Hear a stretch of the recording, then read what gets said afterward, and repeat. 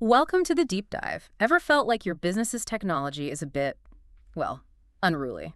Essential, sure, but maybe a little chaotic. Uh-huh. Today, we're diving into a document designed specifically to help small and medium enterprises, SMEs, get a handle on their IT. It's ISACA's COBIT for small and medium enterprises. That's right. We've got excerpts from the official COBIT for SMEs guidance right here.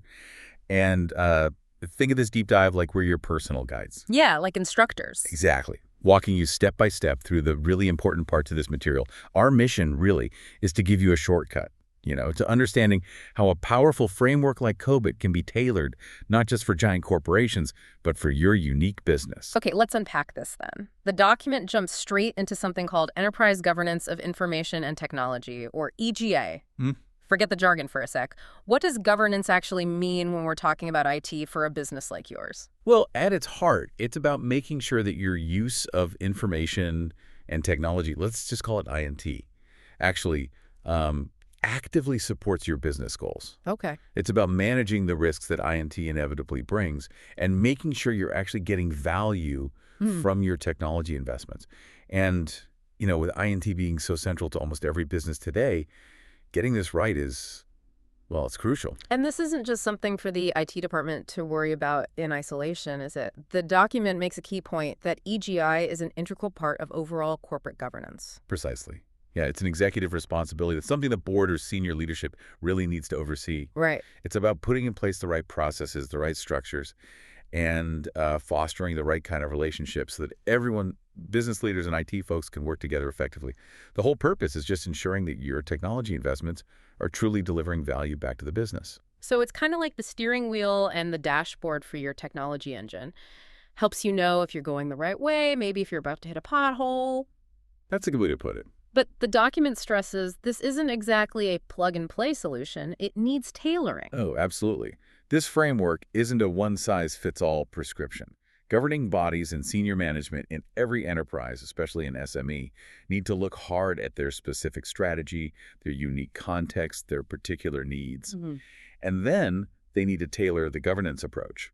This also means leaders really need to step up, take accountability for INT outcomes, and cultivate a mindset that's focused on delivering genuine business value through technology, not just tech for tech's sake. And when the document talks about enterprise INT, it's not just like the two people in the basement fixing computers, right? Right. That's a really important distinction the document makes. Enterprise INT covers all the technology and information processing used anywhere in the business to achieve its goals. So yes, that includes what the formal IT department does, but it also includes systems used by marketing, sales, operations, essentially any tech across the whole organization. Got it. So EGI2, essential for value and risk. It's a leadership thing, needs tailoring, covers all tech. The document also introduces a really fundamental separation within COBIT itself. Yes, the core distinction between governance and management. They sound similar, maybe, but COBIT defines them as completely different disciplines. How so? Governance is about evaluating stakeholder needs, directing future actions based on those needs, and monitoring performance against that direction. Think of it as the leadership asking, are we doing the right things? Okay, the strategic view. Exactly. Management, on the other hand, plans, builds, runs, and monitors the activities needed to achieve the direction set by governance. It's more the team asking, are we doing things the right way? Different focus, different activities, different structures. That simple separation already feels like a key insight for an SME, just trying to figure out who does what. It really helps clarify roles. No. To support this whole EJAD idea, the document presents COBIT as the framework. What are the foundational building blocks of this COBIT framework? Right. So COBIT's governance system is built on 7 core components. The document describes them as essential ingredients you need to consider. Okay, what are they? They are processes, organizational structures, information flows and items, people, skills and competencies, principles, policies and procedures, culture, ethics and behavior, and finally, services, infrastructure, and applications. That feels like a pretty comprehensive list, and they're all connected, right? You can't just pick one or two in isolation. Exactly. The document really emphasizes they are intrinsically interdependent. You need to look at how they all fit together. I mean, you might prioritize focus on certain components based on your situation, sure, but you can't fully ignore any of them if you want effective governance. They all play a part. interdependent, like a recipe where you need all the ingredients in the right balance. Good analogy. Okay, so the COBIT SME model then takes this and distills it down into 40 specific governance and management objectives. Yes, these 40 objectives, which are split across 5 domains, are the concrete actions or outcomes the framework guides you toward. They tell you what you should be governing or managing in your INT world, specifically. Which brings us to a critical question for anyone listening, holding this document. Is this guidance actually right for my small or medium business? And the document wisely includes a suitability test. It does, and this is super practical. It starts by describing the kind of SMEs that typically benefit most from this specific guide. So think businesses with maybe limited in-house IT expertise, a relatively simple IT setup. Okay. Perhaps they outsource the complex tech tasks. They prefer buying and tailoring software rather than building custom stuff from scratch. They're probably quite cost-conscious, have a straightforward management structure, short span of control, that kind of thing. That sounds like a lot of SMEs, I know, but there's a nuance there, isn't there? A slight catch. Yes. The document points out that if you have fewer than, say, 100 employees and you're not heavily dependent on IT for your core operations, maybe you still rely mostly on manual processes or very basic tools, then the full guidance might actually be overkill. Right. In that case, you might just pick and choose the parts that seem most relevant to your immediate needs. You don't have to swallow the whole thing. So even the guide itself helps you figure out if you need the whole enchilada or just a few bites. How does that suitability test actually work in practice? Appendix A lays it out, you said. Yeah, it has 2 parts. Assessment 1 looks at factors the document calls staying in the blue zone. These are characteristics that, if you have them, might suggest you can use a simpler, less formal approach. Like what? Things like having very short communication paths, a narrow span of control, or maybe INT isn't super critical strategically. For instance, it asks about INT leadership. How well does senior leadership actually know who's responsible for what in IT? If that knowledge is low, the document suggests you likely do need a more structured framework like this. It also looks at INT's strategic importance, how much your business really relies on IT day to day. The more dependent you are, the more this guidance is probably for you. Okay, so the first part is about how informal things are and how critical IT is. What about the second assessment? This part is more a series of statements you sort of agree or disagree with for your business. Things like, do you feel aware of potential IT issues but aren't sure if your current setup is really good enough? Are external parties, maybe customers or auditors, asking you for assurance about your IT security or controls? Do you have specific regulations or contracts that demand certain IT practices? Is your IT system very open, maybe deeply connected with customers or suppliers? Right, those external pressures. Exactly. It also asks if your IT people are needed to actually improve business processes, not just fix things, or if management sees the value in standard tools and procedures, or if your team needs formal IT training. A mix of internal awareness, external pressure, and how integrated IT actually is with the business. Precisely.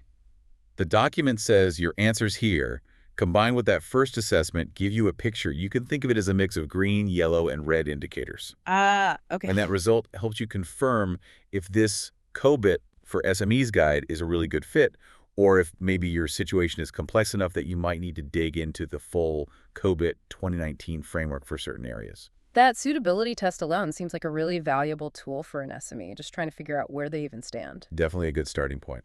So once you've decided this guidance is for you, how do you actually begin putting it into action? The document provides a pretty clear workflow, right? Yes, it's figure 4.1, the governance system design workflow. It's essentially a 4-step plan to tailor the framework specifically to your business. Step 1 is understand enterprise context. Okay. This means getting a really clear picture of your business strategy, your overall goals, your appetite for risk, how much risk are you willing to take, and any burning INT-related problems you're currently facing. Seems foundational. Yeah. You can't build a solution without knowing the problem and the environment it sits in. Exactly right. Step 2 is determine initial scope of the governance system. So based on that context you just figured out, you start identifying which areas of INT governance are most important for you. This is where you start connecting your business strategy and goals using something like the COBIT goals cascade we can talk about to specific INT objectives, and also factor in your risk profile. And then you fine-tune that initial scope. That's step 3, refine the scope. Here you look at external factors like the specific cybersecurity threat landscape you face, any particular compliance regulations affecting your industry. Right. And you also consider internal factors, like the specific role IT plays in your business, whether you outsource a lot of IT, your sourcing model, how you build or implement technology, maybe you use modern methods like DevOps, how quickly you tend to adopt new tech, and of course your enterprise size. So external pressures and internal realities kind of shape where you need to focus your efforts. Precisely. The final step, step 4, is conclude the governance system design. This involves taking everything you've learned from the previous steps and making final decisions, resolving any conflicts and priorities that might have popped up along the way. Makes sense. And the document notes that using the full COBIT 2019 design toolkit can actually help with this tailoring process, make it a bit easier. And it also suggests referencing Figure 3.1, that general overview of the 40 objectives when you're planning your implementation roadmap. Right. It gives you a good starting point for thinking about the general relevance of each objective for a typical SME before you start tailoring it further based on your specific situation. Let's talk about those goals you mentioned. The document introduces a really powerful concept called the goals cascade. How does this work? How does it link your big picture business needs all the way down to specific IT actions? Yeah, this is a really key insight in COBIT, and it's shown in Appendix D. It's basically the why behind the objectives. It shows how what your stakeholders need and expect ultimately drives your overall enterprise goals. These enterprise goals then translate into specific INT-related alignment goals. And these alignment goals directly point you to the relevant governance and management objectives you actually need to implement. It's like a chain reaction, isn't it? Showing that IT isn't just tech for tech's sake. It's there to serve a specific business purpose that stems from high-level needs. Exactly. Can you give us some examples of those different types of goals? Sure. The document lists various enterprise goals, things like ensuring the quality of financial information, maybe building a customer-oriented service culture, ensuring business service continuity, which is huge for SMEs developing staff skills, or fostering product and business innovation. Right, the big business outcome. Yes. These then link to alignment goals, which are more INT-focused, like ensuring INT compliance, managing INT-related risk effectively, making sure you're getting the realized benefits from INT investments, or having the agility to turn business requirements into working solutions quickly. And Figure D22 in the document actually maps these alignment goals to the 40 objectives. Yeah, it shows you which objectives are primary contributors marked P or supporting contributors marked S to achieving each specific alignment goal. So if you know your business is heavily focused on, say, managed INT-related risk, you can use this map to see exactly which COBIT objectives you should probably prioritize first.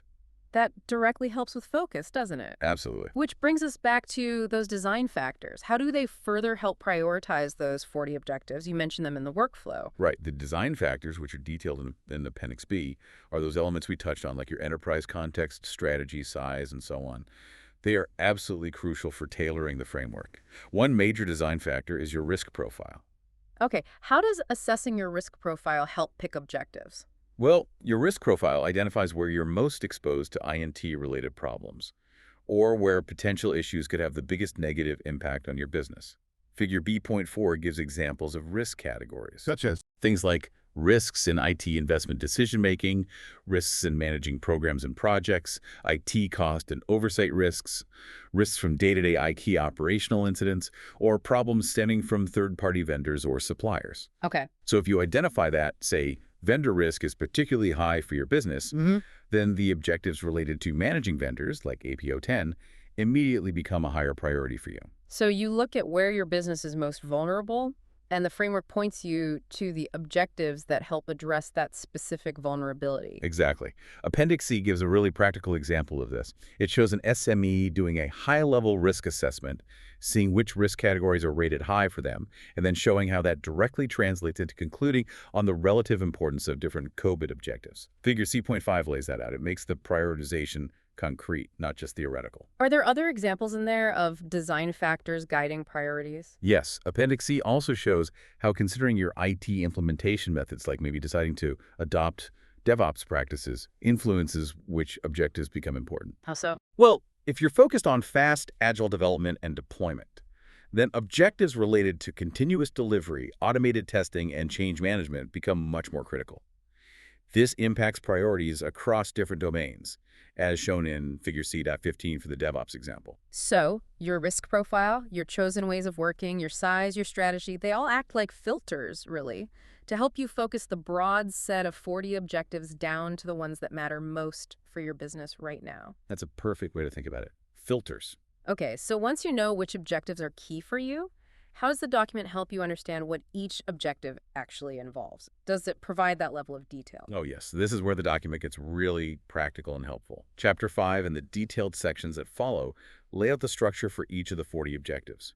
Figure 5.2 shows this structure, breaking down each objective into content aligned with those 7 components we mentioned earlier.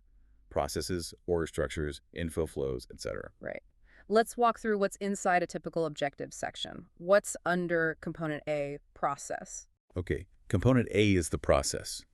This is where you find the core guidance, specific management or governance practices recommended for that objective.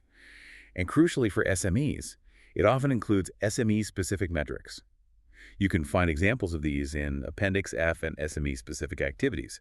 These activities are often broken down by capability levels. Capability levels, what does that mean exactly? Figure 5.3 explains this. It's basically a way to measure how mature or well-implemented a particular process is, usually on a scale from 0 to 5. Okay. Level 0 is initial or incomplete, basically. You're not really doing it consistently, or it's ad hoc. Level 1 is performed. You're doing some activities, maybe informally. Level 3 is established. You have defined, documented processes. Level 5 is optimizing. You're focused on continuous improvement using data and feedback. I see. The document lists specific activities and often indicates which capability level they typically belong to.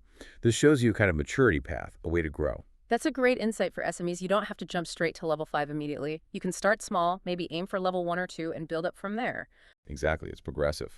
And Component A also often links to other relevant standards. Yes, it frequently includes references to other standards. Appendix H lists many of them, showing how the COBIT practices align with things like ISO standards or ITIL or NIST frameworks. Helps you connect the dots if you're using other guidance too. Okay, useful. What about Component B, organizational structures? Right. Right, Component B is organizational structures. For each objective, this section lists the key roles and responsibilities relevant to making that objective happen. The document often uses RCI matrices. It's responsible, accountable, consulted, informed to clarify exactly who does what. Ah, the RCI charts. Yep.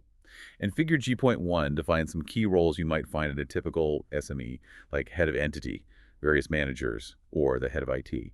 Then, for a specific objective like DSSC1 managed operations, Figure 6.3 provides a concrete example showing which of those roles are responsible or accountable for specific operational practices. So it helps you map who should be doing what work related to this objective within your own business structure, even if you don't have all those formal titles.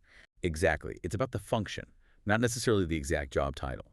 Component C is information flows and items. Figure 5.5 shows this. This lists the crucial inputs you need to perform the practices for that objective and the key outputs or information items that are generated as a result. Okay. So Figure 6.5 is an example for DSS01 again, listing inputs like service level agreements or incident records and outputs like operational reports or service level reports. Inputs needed and outputs produced. Got it. What about the last view, D, E, F, and G? Okay, Component D is people, skills, and competencies. Figure 5.7. It lists the types of skills or knowledge needed to perform the activities for that objective effectively.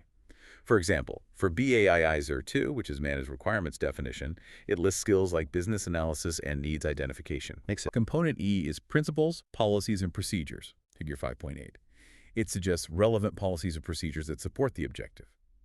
Interestingly, the document sometimes explicitly notes areas where no specific SME-specific policy guidance is deemed necessary, like for APOs 03, Managed Enterprise Architecture. It suggests general principles might suffice there for an SME. Okay, so it points out where you might not need to go overboard inventing new policies just for that objective. Right. Component F is culture, ethics, and behavior, Figure 5.9. This highlights the cultural elements, the mindset, that are important for successfully achieving the objective. Like what? For APO 14 managed data, it might suggest fostering a culture of shared responsibility for data quality across the business.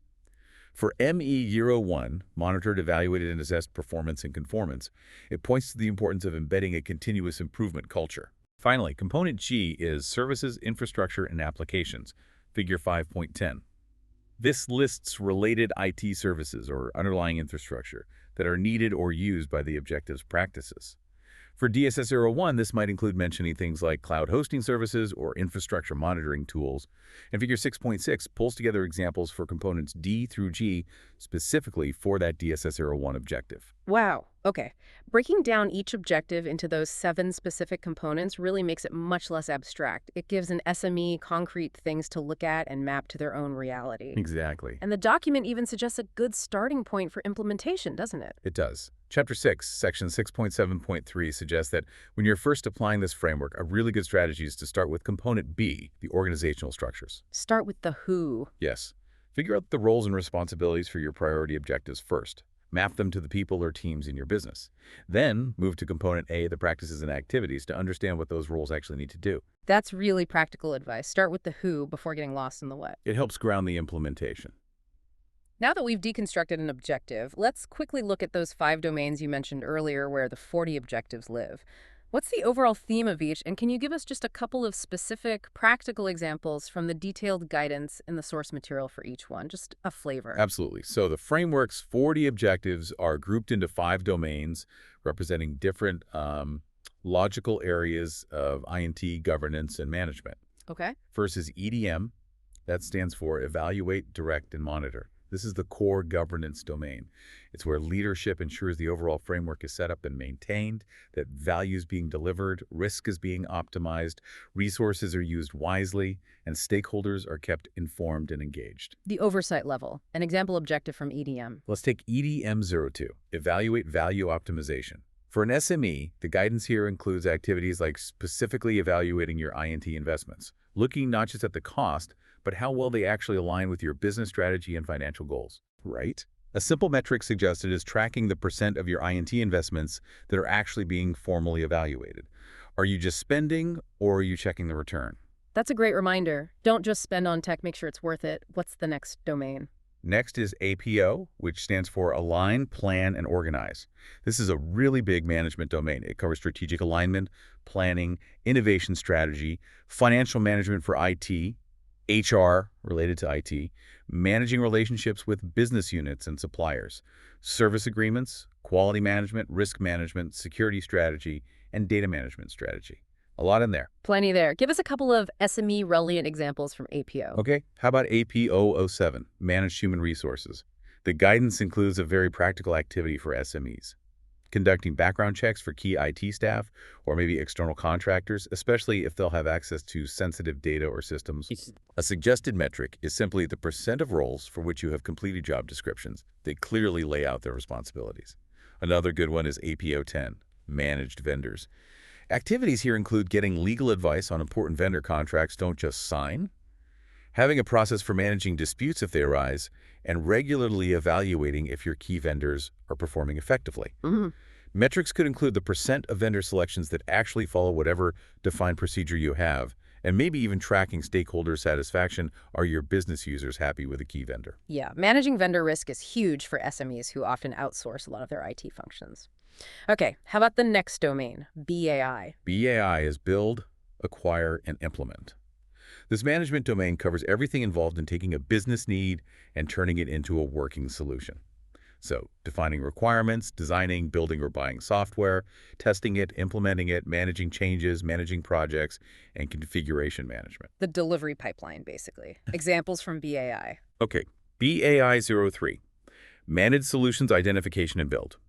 SME-specific activities mentioned include simple but important things like having a way to track requests for changes or new features, making sure documentation standards are followed, even if they're simple, and taking the time to assess the impact if you decide to customize off-the-shelf software. Right.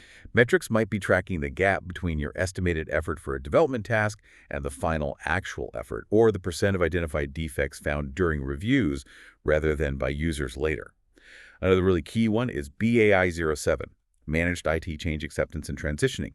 Activities involve crucial steps like always testing changes in a separate test environment before they go live, involving the actual business owners in that testing process, and having a controlled, documented process to promote changes into the production environment.